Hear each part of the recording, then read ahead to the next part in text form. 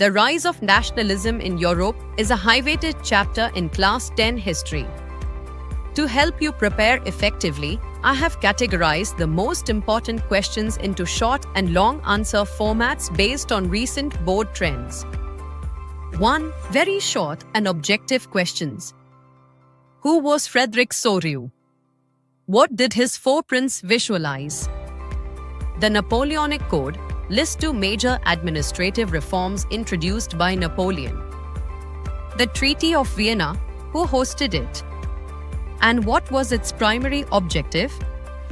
Identify personalities who founded Young Italy. Who was the architect of German unification? Terminology. Define absolutism, utopian, plebiscite, and suffrage. Zollverein. What was it and why was it formed in 1834? 2 short answer questions. The idea of the nation. How did the French Revolution create a sense of collective identity among the French people? Liberal nationalism. What did liberalism stand for in the political and economic spheres in 19th century Europe? Role of culture. Culture played an important role in creating the idea of the nation in Europe. Support the statement with examples. Greek War of Independence. Briefly describe the events that led to the Treaty of Constantinople. 1848 Revolution.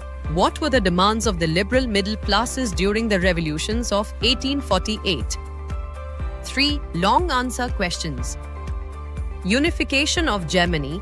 Describe the stages of the unification of Germany, highlighting the role of Otto von Bismarck.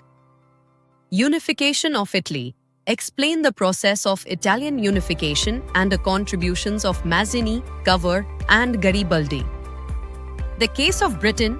How was the formation of the nation-state in Britain different from the rest of Europe? Impact of the Treaty of Vienna. Analyze the main provisions of the Treaty of Vienna of 1815 and how it reshaped the map of Europe. Balkan tension. Why did the Balkan region become the most serious source of nationalist tension in Europe after 1871? Visualizing the nation.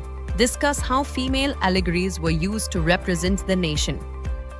4 most repeated PYQs.